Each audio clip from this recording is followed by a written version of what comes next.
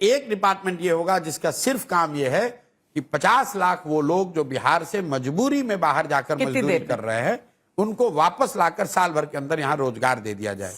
तो एक साल में 50 लाख नौकरियां, और उसके नौकरी नहीं रोजगार, दोनों का फर्क है। रोजगार, झूठ नहीं बोलते, मतलब सरकारी नौकरी नहीं रोजगार। कैसे सर, मैं तेजस्वी यादव थोड़े ना हूं, मैं कांग्रेस नहीं हूं। बिहार में सरकारी नौकरी 78 साल में 26.5 लाख लोगों को मिली है।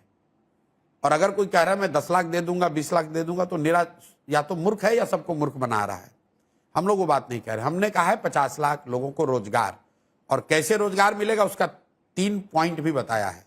पहला हम लोगों ने कहा है कि 2.5 लाख करोड़ रुपया जो बिहार से पूंजी का पलायन हो रहा है बैंकों के जरिए, बिहार का पैसा जो बैंकों में यहां से बैंक ट्रांसफर कर रहे हैं गुजरात में, उड़ीसा में, कर्नाटक में, तमिलनाडु, आंध्र प्रदेश में, उस पैसे का पलायन रोका जाएगा। बैंकों के साथ मिलकर काम किया जाएगा ताकि वो पैसा बैंक यहां से न भेजे, वो पैसा यहां के लोगों को मिले। तो पहला ये है सीडी रेशियो को, बिहार में जो सीडी रेशियो आज 40 है उसको बढ़ाकर 70 किया जाएगा ताकि बिहार में करीब 2.5 लाख करोड़ रुपया एक्स्ट्रा लोगों के पास रोजी रोजगार के लिए, पढ़ाई के लिए, खेती के लिए, घर के लिए, गाड़ी के लिए लोगों के पास उपलब्ध हो जाए। इससे क्या होगा, लोगों को रोजी रोजगार करने का अवसर मिलेगा।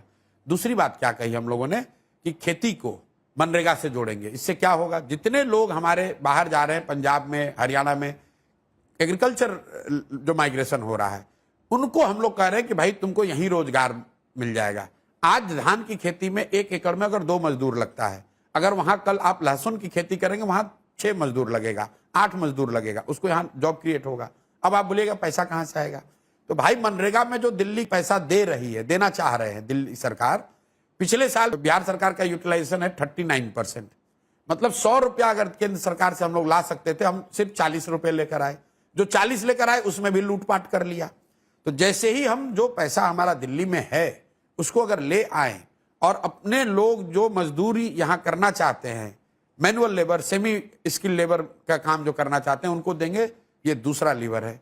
और तीसरी बात जो मैंने कही, जिसपे आपने शायद उतना ध्यान नहीं दिया, कि बिहार में लोग कर्ज नहीं लेते हैं बिजनेस रोजगार के लिए। एक सामाजिक परेशानी है ये, यहां पर कर्ज लोग मुख्यतः 3 चीजों के लिए लेते हैं, घर बनाने के लिए, बेटी की शादी के लिए और बेटे को पढ़ाने के लिए।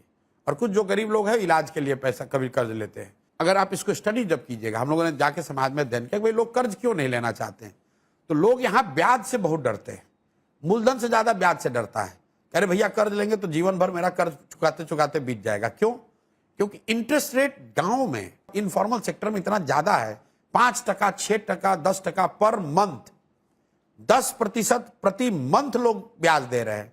इसलिए धीरे धीरे लोग लोन लेकर काम काज नहीं करना चाहते। उस परेशानी के लिए हम लोगों ने कहा कि आप लोन लीजिए, आपको कर्ज सिर्फ 4% ब्याज पर मिलेगा। इसका फायदा क्या होगा, 3.25 लाख करोड़ के बजट वाले बिहार में अगर मैं 6,000 करोड़ का प्रावधान हम लोग कर दें तो 1 लाख करोड़ रुपया कर्ज लोगों को मिल जाएगा।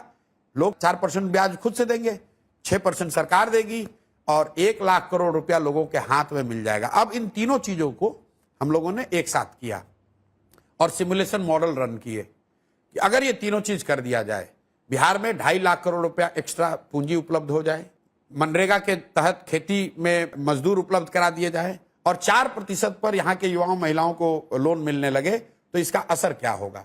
अगर आप इकोनॉमेट्रिक्स या इकोनॉमिक्स के स्टूडेंट से पूछेंगे तो आपको बताएंगे, अगर ये तीनों को इसका सिमुलेशन रन किया गया तो पता चला कि इसमें 40 से 50 लाख लोगों को नौकरी रोजगार, इससे फायदा हो सकता है। तो जो बात बोल रहे हैं वो बिल्कुल जांच परख के, सोच समझ के, इससे ज्यादा भी बोल सकते थे, इतना ही क्यों बोल रहे हैं, यही बोलते हैं क्योंकि ये किया जा सकता है।